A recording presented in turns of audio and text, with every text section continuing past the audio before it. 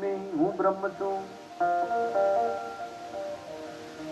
નૈનમ છેદંતિ શસ્ત્રાણી, નાહમ દહતિ પાવક, નાતેશી કલોપ્યાતો, નાશોષયતિ મારુત.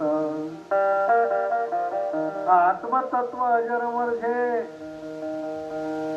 એ શસ્ત્રથી છેદન કરી શકાતું નથી. પવન એને સૂકવી શકતો નથી, વરસાદ ભીંજવી શકતો નથી, અગ્નિ બાળી શકતો નથી. આ મૃત્યુનો ધર્મ તો શરીરનો છે, આત્મા તો અજર અમર છે. આ પાછી એક બીજી વાત કે આપણે છે ને સ્મશાનમાં શરીરને બાળવા માટે જઈએ છીએ. આત્મા ક્યાં જાય? આપણા ઘરે. આપણા વડીલો ક્યાં મૃત્યુ પામે? આપણા ઘરે. પણ મોહ માયામાં આપણા ઘરે જીવ ગયો હોય એટલે થોડીક વાર ગંગાજળ છાંટીને પવિત્ર કરી નાખીએ, અને સ્મશાનમાં ખાલી શરીર બાળવા જાય ને ત્યાં બીવી. આપણે શરીર નથી. અહમ બ્રહ્માસ્મિ. હે પિતાજી, તમે પોતાને શરીર ના સમજો, પુત્ર પરિવારને પોતાના ન માનો, આ સંસારને ક્ષણભંગુર સમજો, સંસાર અને તેના પદાર્થો બધા નાશવંત માનો, અને એમાં આટલી બધી આસક્તિ ન રાખો. વૈરાગ્યપૂર્વક ભગવાનની ભક્તિ કરો, સર્વદા ભજનનો આશ્રય કરો, તમામ પ્રકારના લૌકિક ધર્મને છોડી દો, સર્વદા સાધુ પુરુષની સેવા કરો, ભોગોની લાલસા છોડી દો, બીજામાં ગુણ કે દોષ ન જોવો, અને સતત ભગવાનની ભાગવત કથાનું શ્રવણ કરો. ગોકર્ણ મહારાજે પોતાના પિતાને ઉપદેશ કર્યો, એટલે ગોકર્ણ મહારાજના આ ઉપદેશને કારણે આત્મદેવ બ્રાહ્મણને જ્ઞાન થઈ ગયું કે હું શરીર નથી, હું આત્મા છું, અને મારે આ બધા માટે રહેવું એની કરતા મારી કાયાનું કલ્યાણ કરું. તો એક વખત જે પુત્ર માટે યાતના કરતો તો પુત્ર પુત્ર, અને એવો પુત્ર થયો, બધું મૂકી અને આત્મદેવ બ્રાહ્મણ જંગલમાં જાય છે. ત્યાં જઈ એક વડના ઝાડ નીચે બેસી ઓમ નમો ભગવતે વાસુદેવાયનો મંત્ર જાપ કરી અને પોતાનો દેહ છોડી દીધો. આત્મદેવ બ્રાહ્મણ મૃત્યુ પામ્યા પછી ધુંધુકારીને હવે ઘરમાં કોઈ કહેવા વાળું ન રહ્યું, એટલે એની માને મારે છે. લાવ. એની માએ જે કંઈ પણ ધન ભેગું કર્યું હતું એ ધીમે ધીમે બધું નાશ પામ્યું, કાંઈ ન રહ્યું. એટલે એની માએ જે ઘરેણા પહેર્યા હતા એ લેવા માંડ્યું, એ પણ વેચાઈ ગયા. આ મકાન વેચી નાખો પણ મને પૈસા આપો. એની માં બિચારી કે આ એક મકાન રહ્યું છે, હવે આપણી પાસે કાંઈ નહીં. લાવ. મદિરાનું પાન કરી કરી એને માને મારે છે. તો એક વખત એની માને એમ થયું કે આ પુત્ર કરતા તો એની માં પણ કૂવામાં પડી અને મૃત્યુ પામી. હવે આને કોઈ કહેવા વાળું નથી રહ્યું, એકલો ઘરમાં છે. 5 કુલટાઓને ઘરે લાવે છે, 5 વેશ્યાઓને પોતાના ઘરમાં લાવે છે, મન ફાવે તેવું વર્તન કરે છે, ચોરી કરે છે. એક દિવસ આ રાજાના રાજમહેલમાં ચોરી કરવા ગયો અને ત્યાંથી ખજાનો ચોરીને લાવ્યો. પછી 5 કુલટાઓને કીધું લ્યો. પેલી કુલટાઓએ કીધું કે રાજાનો ખજાનો છે, આ પકડાઈ જશે તો હારોહાર આપણે પકડાઈ જશું. એક કામ કરીએ તો 5 જે નર્તકી કુલટાઓ ઘરમાં લાવ્યો, એને વિચાર કર્યો કે આને મારી નાખી. જેના માટે આટલી આટલી ચોરી કરી એ જ વિચાર આવ્યો. એક દિવસ આ ધુંધુકારી મદિરાનું પાન કરીને સૂતો તો 5 કુલટાઓએ એને મારવાનો ઊંધો લટકાવી દીધો, ગળામાં ફાંસો આપ્યો, પણ આ ધુંધુકારી મૃત્યુ નથી પામતો, કારણ કે બહુ પાપી છે. જે વ્યક્તિ બહુ પાપી હોય ને એનો જીવ જલ્દી નથી જતો. ઘણા લોકો કે અમારા દાદા હાલતા ચાલતા મરી ગયા, એમ માનવાનું કે એની ઉપર હરિની કૃપા છે. 5 વર્ષથી ખાટલામાં પીડ્યા હોય અને આખું ઘર માનતા કરે કે હવે આને ભગવાન લઈ લે તો સારું, પણ એ જીવ જાતો આ ધુંધુકારીને એટલી યાતના આપી, ઉલટો લટકાયો છે, મોઢાની અંદર ધગધગતા અંગારા નાખ્યા છે, ત્યારે આ મૃત્યુ પામ્યું. 5 ઉલટાઓએ વિચાર કર્યો કે આપણે પકડાય નહીં, એટલે ખાડો ખોદી ત્યાં એને દાટી 5 ઉલટાઓ બધું ધન લઈને વહી ગઈ. આ બાજુ ગોકર્ણ મહારાજ બધે યાત્રા પ્રવાસ કરતા હતા. એમાં હરિદ્વારની અંદર ગોકર્ણ મહારાજ યાત્રા કરતા હતા. એના ગામના 2 લોકો મળ્યા. હે ગોકર્ણ મહારાજ, તમે અહીંયા? બોલે હા. તમે ગયા પછી તમારા પિતાજી મૃત્યુ પામ્યા, તમારી માં મૃત્યુ પામી, તમારો ભાઈ મરી ગયો, એટલે તરત જ ગોકર્ણ મહારાજે ગંગાની અંદર શ્રાદ્ધ કરાયું છે.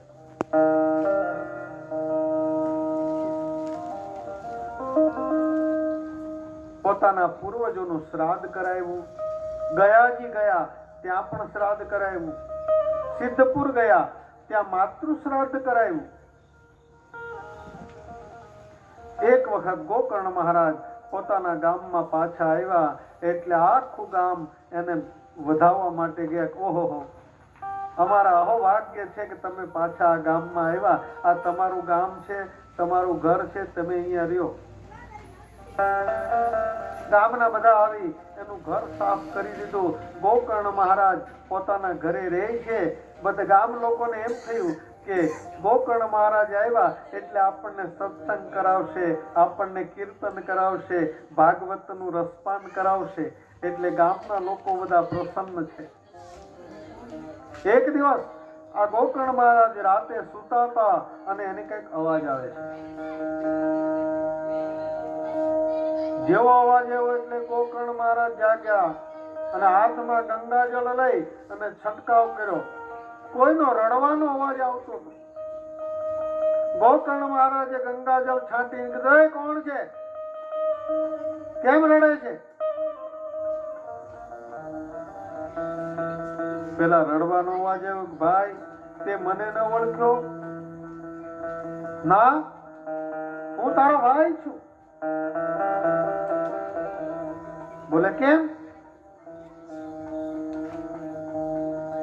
કે મેં એટલા બધા કુકર્મ કર્યા છે ને મારા જીવનમાં, એટલે મને મુક્તિ નથી મળી, એટલે મને પ્રેત યોનિ પ્રાપ્ત થઈ અને હવે હું ભૂત બનીને બધે ભટકું છું.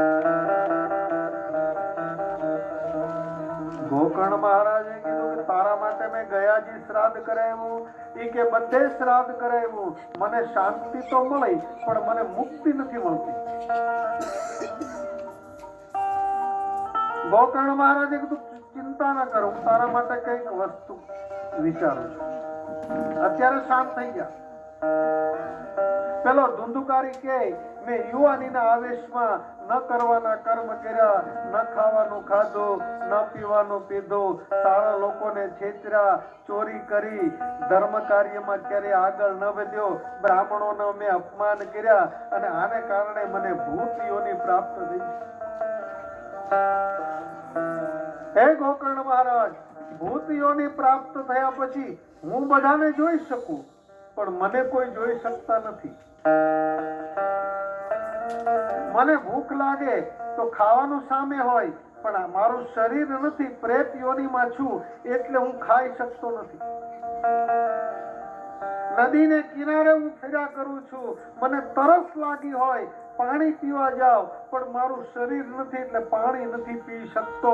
અને હે ભાઈ, અત્યારે મને બહુ બીક લાગે છે, તું આમાંથી મને મુક્ત કર.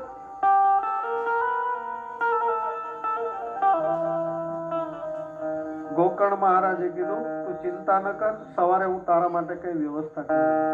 સવાર થયું, ગોકર્ણ મહારાજ બધાને પૂછે છે કે મારો ભાઈ પ્રેત યોનીમાં ગયો, એના મોક્ષ માટે મારે શું કરવું? કોઈ એમ કે તમે નારાયણ બલિ શ્રાદ્ધ કરાવો. ગોકર્ણ મહારાજ કે 5 વખત કરે. કોઈ કે તમે લઈ બલિ શ્રાદ્ધ કરાવો, ઈ કે ઈ કરાવ્યું. ઘણા લોકો કહે તમે ગયાજી જાઓ, ઈ કે ત્યાં પણ ગયો. બધા જ કર્મ કરી નાખ્યા, છતાં મારો ભાઈ પ્રેત યોનિમાં કેવી રીતના આવ્યો એ મને સમજાતું નથી. બધાને જ્યારે પૂછ્યું ને, એક વખત ગોકર્ણ મહારાજને એમ થયું કે આ બધાને પૂછું એની કરતા તુંગભદ્રા નામની નદીને કિનારે જઈ હાથમાં જળ લઈ સૂર્યનારાયણને પ્રાર્થના કરે છે. હે સૂર્યનારાયણ, મારો ભાઈ પ્રેત યોનિમાં છે, એની મુક્તિ માટે મારે શું કરવું? મારા ભાઈને ભૂત યોનિ પ્રાપ્ત થઈ છે, એને મારે મુક્તિ અપાવવી હોય તો શું કરવું? એટલે ભગવાન સૂર્યનારાયણે ગોકર્ણ મહારાજને કીધું છે કે શ્રીમદ ભાગવતાન મુક્તિ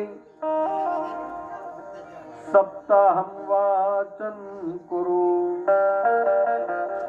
ઇત સૂર્ય વચ સર્વે ધર્મ રૂપાતુ વિશ્રુતા. હે ગોકર્ણ મહારાજ, તમારા ભાઈને પ્રેત યોનિમાંથી મુક્તિ અપાવવી હોય, કોઈ ભૂત યોનિમાંથી મુક્તિ અપાવવી હોય, તમારા ઘરમાં કોઈ અસદગતિના જીવ ગયા હોય, જીવની કોઈ યાતના બાકી રહી ગઈ હોય, તો એમાંથી મુક્તિ અપાવવા માટે શ્રીમદ ભાગવત કથા કરાવો. શ્રીમદ ભાગવતાન મુક્તિ. ભાગવત વિના પ્રેત યોનિમાં ગયેલા જીવોને મુક્તિ નથી મળતી. સપ્તાહમ વાચન કુરુ. 7 દિવસ તમે ભાગવતની કથા કરાવો તો અસદગતિમાં ગયેલા જીવો હોય, પાપી હોય, પાખંડી હોય, આગ, એક્સિડન્ટ, અકસ્માત, ઝેરી જનાવર કરડ્યું હોય, અથવા તો કોઈ પણ મૃત્યુ પામ્યું હોય, જેને મુક્તિ ન મળી હોય ને, એ 7 દિવસ ભાગવતનું શ્રવણ કરે ને, એ બધા જ પિતૃઓને મુક્તિ મળે છે.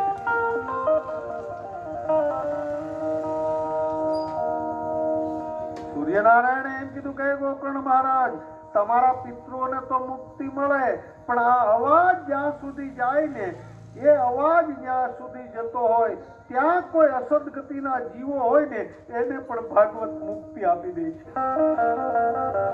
આમાં એવી તાકાત છે.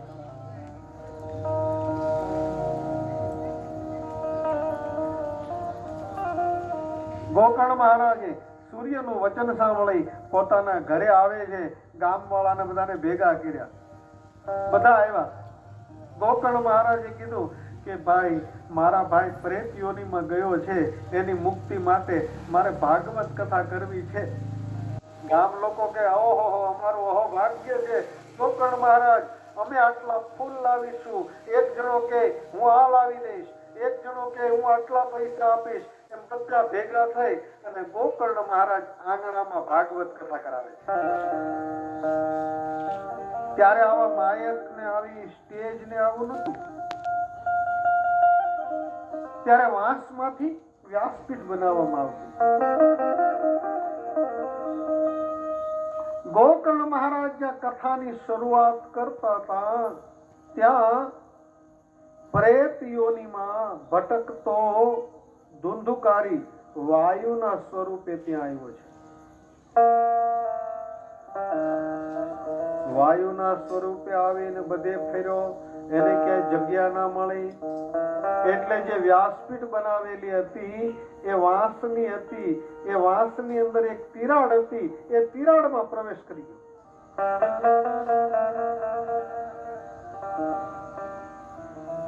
ગોકર્ણ મહારાજ ભાગવતની કથા કરે છે. એક દિવસ કથા કરી, એક ગાંઠ તૂટી ગઈ. બીજા દિવસે કથા કરી, બીજી ગાંઠ તૂટી ગઈ. વ્યાસજી એમ કે 7 દિવસ તમે કથા સાંભળો ને, તો તમારા અંદર જે શત્રુઓની 7 ગાંઠ છે ને, એ છૂટી જવી જોઈએ. પહેલા દિવસે કથા સાંભળો તો કામ વયું જાય, બીજા દિવસે ક્રોધ વયો જાય, ત્રીજા દિવસે લોભ વયું જવું જોઈએ. પણ આપણી ગાંઠ એકે તૂટતી નથી. 7 દિવસ જ્યારે કથા પૂર્ણ થઈ એટલે વાંસમાંથી પ્રેત પ્રગટ થયો. 2 હાથ જોડી ગોકર્ણ મહારાજને પ્રાર્થના કરવા લાગ્યો છે.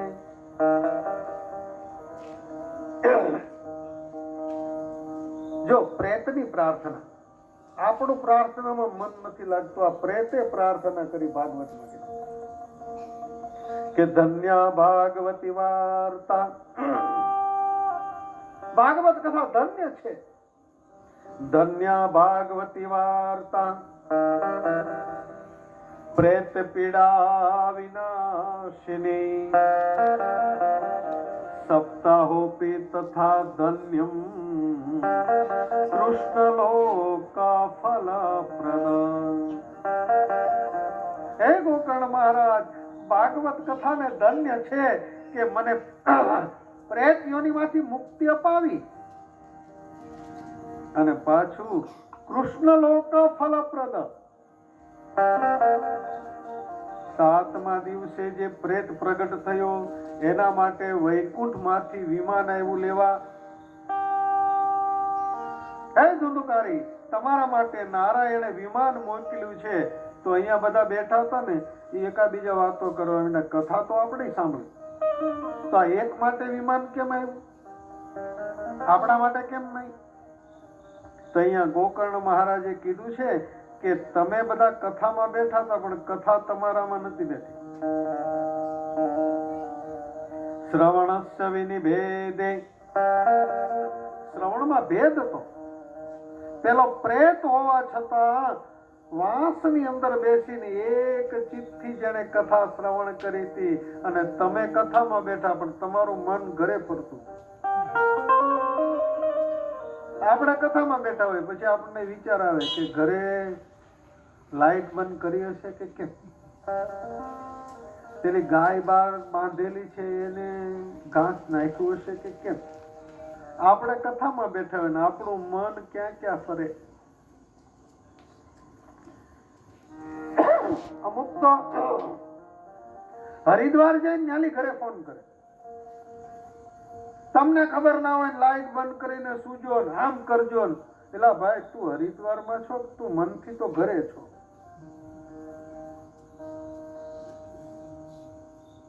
ગોકર્ણ મહારાજે કીધું છે કે પ્રેત હોવા છતાં એક ચિત્તથી જેણે ભગવાનની કથા સાંભળીને એટલે એના માટે વિમાન આવ્યું છે.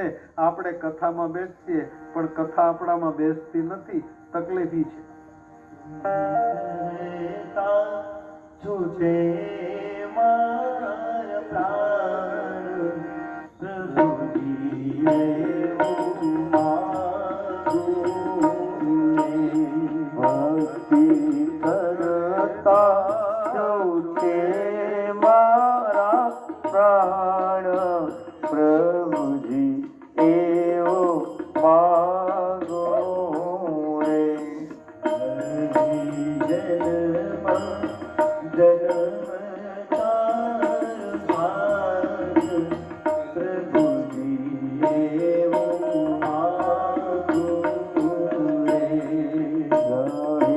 जन्म तारो साथ प्रभु जी एवो मागो.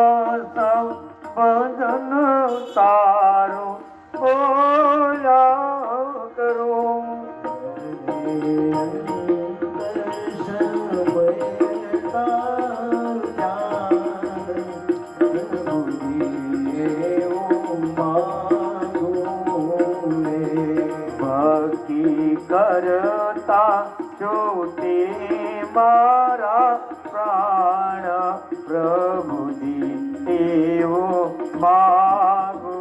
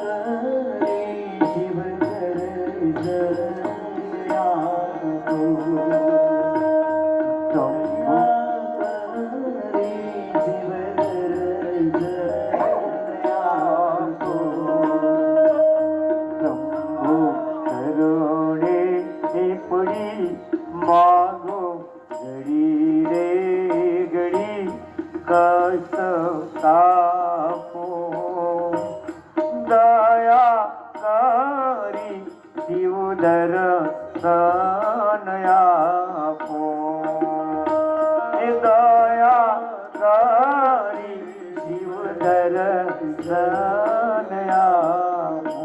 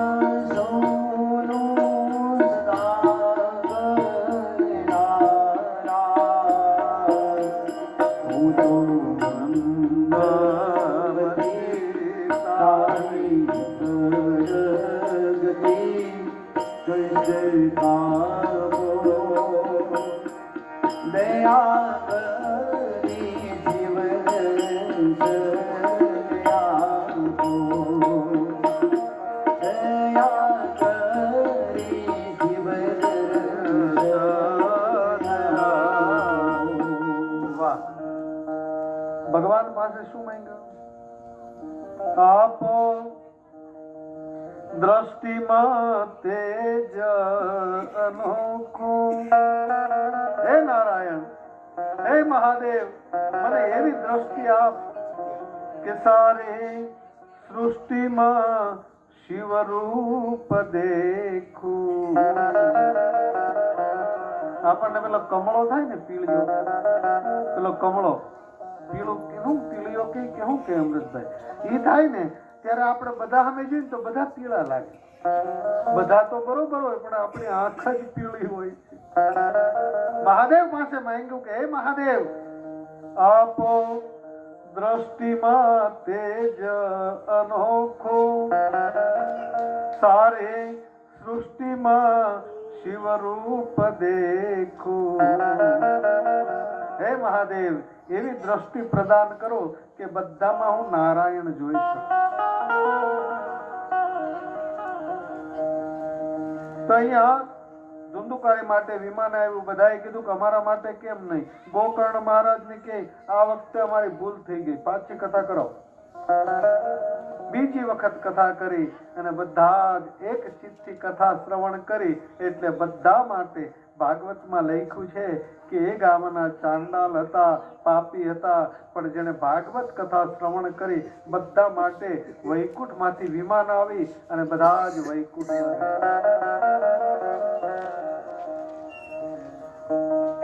ગોકર્ણ મહારાજે કીધું બીજી વખત તો કે હવે ધ્યાન રાખજો. આમાં ભાગવતનો વિધિ બતાવ્યો છે.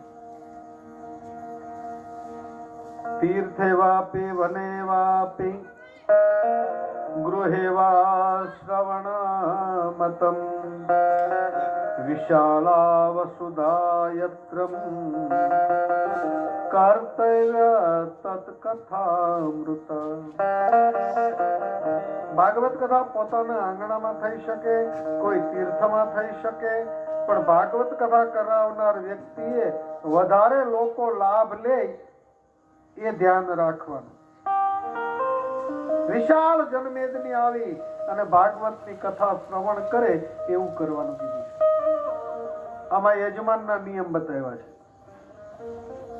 યજમાનોએ શું કરવું? યજમાનોએ ઉદાર રહેવું 7 દિવસ.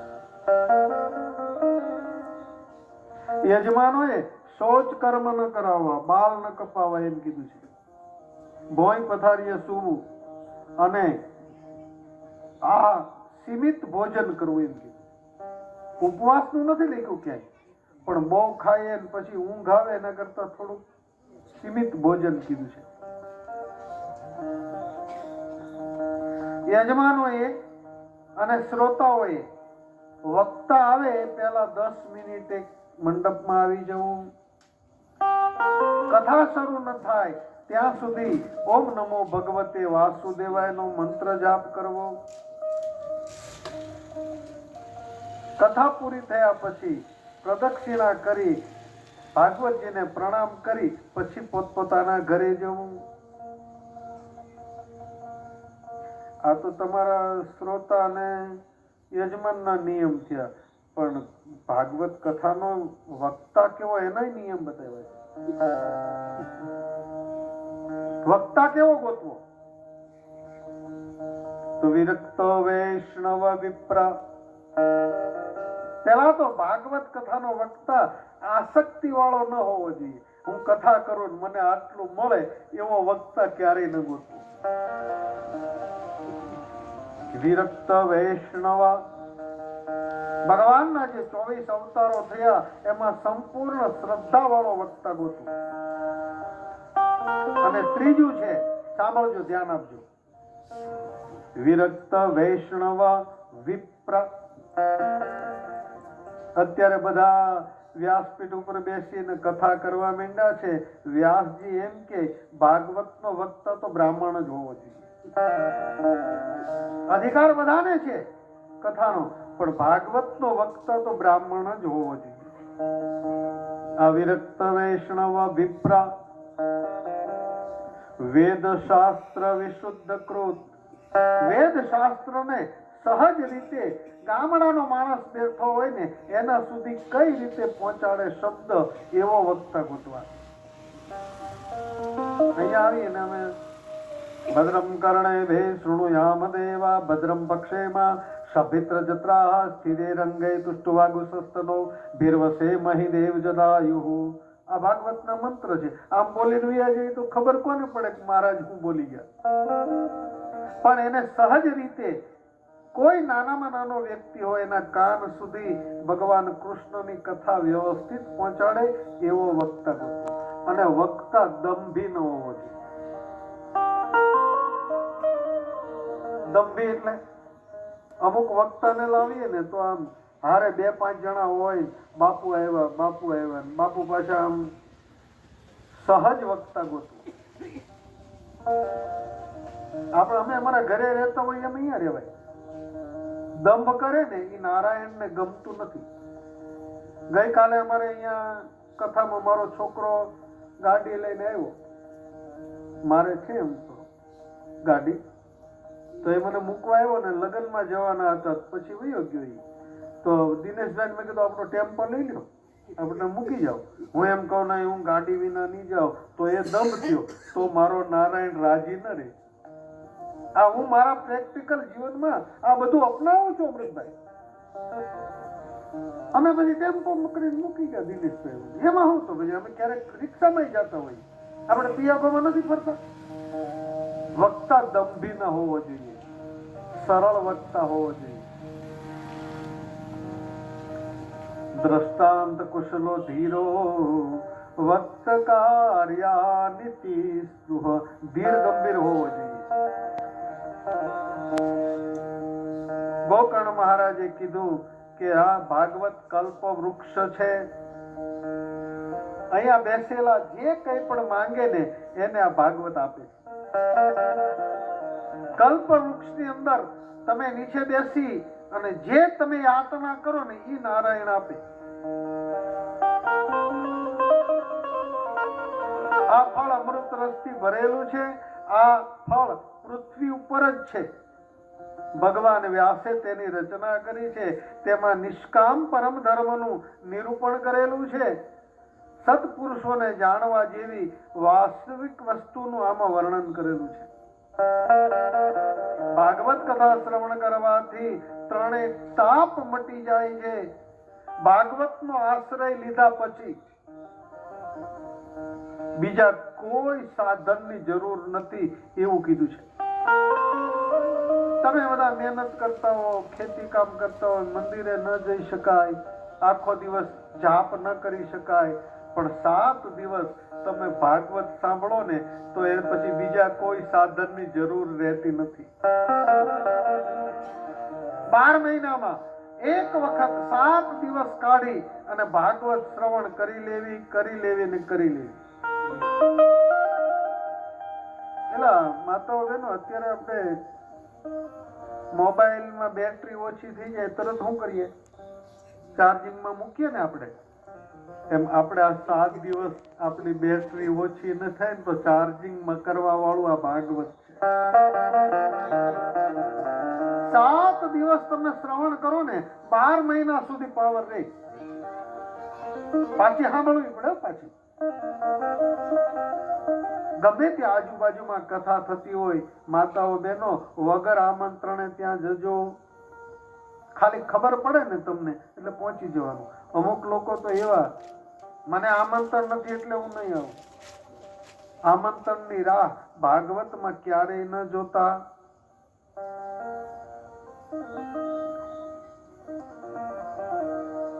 ભાગવત એ વૈષ્ણવનું ધન છે, જેમાં પરમહંસોને પણ ઉપયોગી વિશુદ્ધ જ્ઞાનની ચર્ચા છે. મહાપુરુષ હોય તો આપણે હંસની ઉપમા આપીએ, પણ એનાથી વિશેષ હોય તો પરમહંસ કક્ષાને પણ જાણવા જેવું આમાં છે. જ્ઞાન, ભક્તિ અને વૈરાગ્યને પ્રકાશિત કરનારું છે. આ કથા રસ સ્વર્ગ કે વૈકુંઠ કૈલાસમાં પણ નથી અને આપણને મળ્યો છે. શુદ્ધ પુરાણી ઋષિ મુનિઓને કથા કરતા કહે છે કે ભગવાન સ્વધામ ગયા પછી 30 વર્ષ પછી ભાદરવા સુદ નોમના દિવસે સુખદેવજીએ પરીક્ષિતને આ કથા સંભળાવી. ત્યારબાદ 170 વર્ષ સુધી આ કથા નથી થઈ. કલિયુગના 200 વર્ષ પછી અષાઢ સુધી નોમના દિવસથી ગોકર્ણ મહારાજને ધુંધુકારીને માટે કથા સંભળાવી હતી. ત્યારબાદ 30 વર્ષ પછી કલિયુગના 230 વર્ષ પસાર થઈ ગયા. કારતક સુધી નોમના દિવસથી સનકાદિકોએ આ ઋષિ મુનિઓને કથા સંભળાવી છે.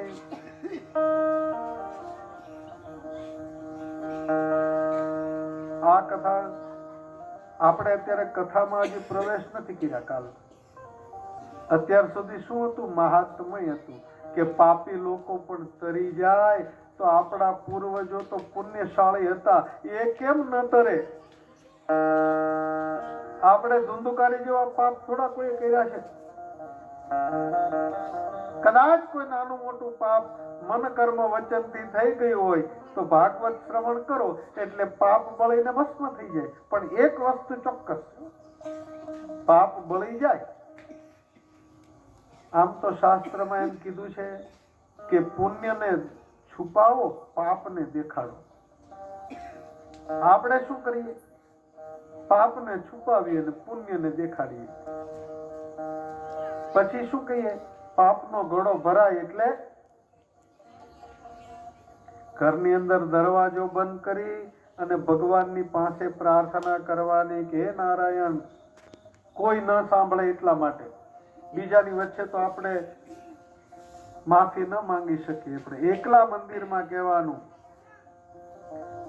કે પાપોહમ પાપ કર્માહમ